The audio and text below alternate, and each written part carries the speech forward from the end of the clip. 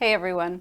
Today we're going to discuss the free will paradox, and just like when we were talking about the mind-body problem, the free will paradox is going to be something that comes about because of three claims that we think are true, and it turns out they can't all three be true. So these are three incompatible propositions. Now each one of these propositions on their own is going to seem intuitive, so each one is going to seem true, but it's going to turn out that you cannot, out of logical necessity, hold all three of them, so one of them has to go.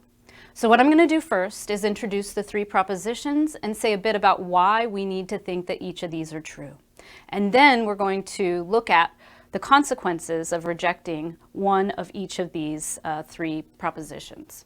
So the free will paradox is something that can be seen as accepting one of three propositions. The first one is called the free will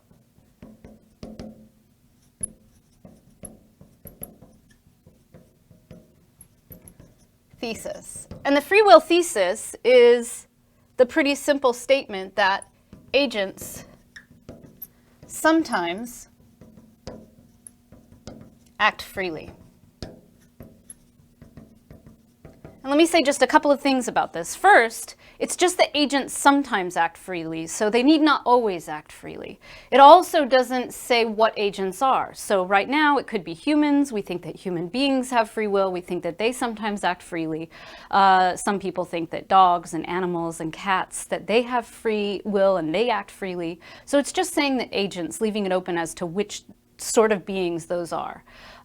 So the free will thesis says that agents sometimes act freely. So again, the sometimes is there because you don't have to be free at every moment. Sometimes it can feel as if there are events that you cannot control.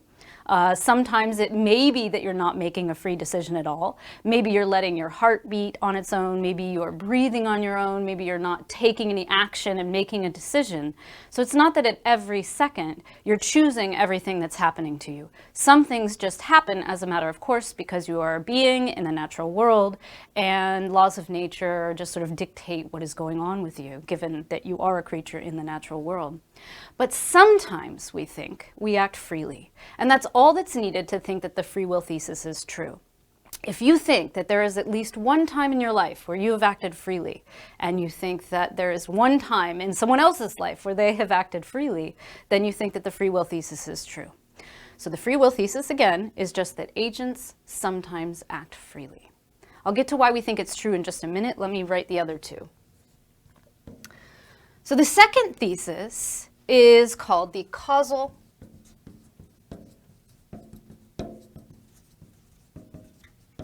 determinism thesis. And the causal determinism thesis is one that says, look, when we have an event or any kind of action in the world, that there's something that caused it.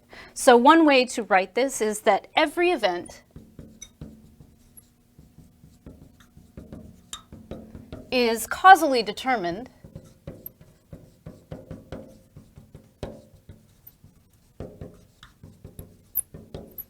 to come about by some other event.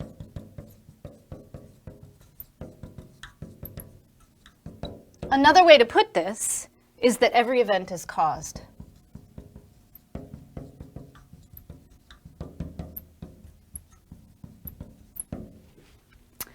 So every event is causally determined to come about by some other event, or every event is caused. So let me just say a couple of words about this one.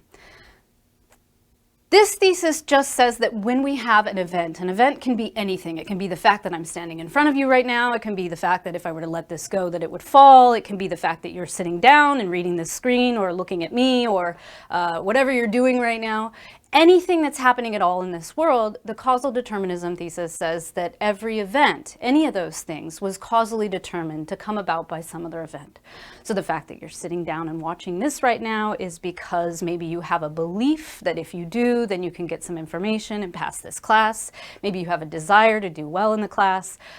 So you are motivated and something has caused you to sit down and watch this video. And this can go for anything whatsoever. For any event whatsoever, it's causally determined to come about by some other event.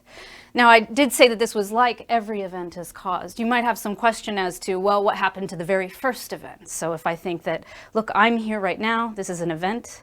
I am giving this lecture and recording it, that is an event. It was caused by my desire to have this information conveyed to you in any way I could, and so I decided to record it. That desire is because I have a general desire to teach philosophy and I want to do well at it, so then that is caused by this general desire. That general desire might have come about because of lots of training or just because of how I'm genetically made, because I love philosophy, because I love teaching. That could have been because of my upbringing. That could have been because of my parents, my genetic makeup, my just sociological history. There are lots of causes that could have brought it about that I'm here right now giving this lecture. And you might think, well, if we keep going back, what is the beginning of these causes, this causal chain of events? And I don't want to answer that question right now because that's a completely different lecture. So when I say every event is caused, I mean ignoring the last one or the first one. So if we just ignore for a moment the big questions of how it all began and whether there was a Big Bang or whether there was an omnipotent being who created everything, just ignoring that. Once the world has got rolling and once we have all these causes or events in place, then the thought is every event that happens was caused to come about by some other event. That there is a causal determinism chain that goes from, well, maybe the first one, if there is a first one, to what you're doing now. So that's the causal determinism thesis. Lastly is the incompatibles thesis.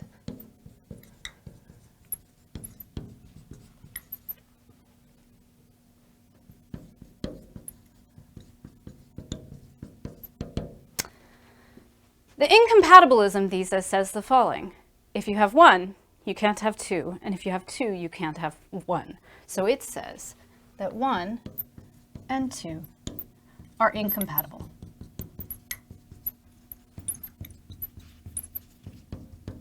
Let me say a quick word about this. The reason why you might think 1 and 2 are incompatible is because if you think that if you act freely sometimes, but you also think that when you're acting freely, that those actions were caused to come about by something else, then you may think that you didn't act freely anyway, right? So if you think that you had a free action, but also you think that the causal determinism thesis is true, then you'll think that you cannot have both of those together. Look, either your decision to sit there and watch this video was caused by your desires and your beliefs, or you did it freely. And the thought is, if it's caused by your desires and beliefs, and you had those, and those desires and beliefs were caused by something else, say your upbringing, your education, your genetics, the society that you were brought up in, and those things were determined by other things, then where does free will have room to get in there? So the thought is, if 1 is true, 2 cannot be true, or if 2 is true, 1 cannot be true. So I've just said a bit about 1, 2, and 3, what they are, and very quickly why we might believe them. The free will paradox, then, is that each of these seems like they might be true, but you can't hold all 3 of them together. You could hold 1 and 3 and reject the causal determinism thesis, or you could hold 2 and 3 and reject 1, or you could hold 1 and 2 and reject 3. But you can't have all 3 of these together.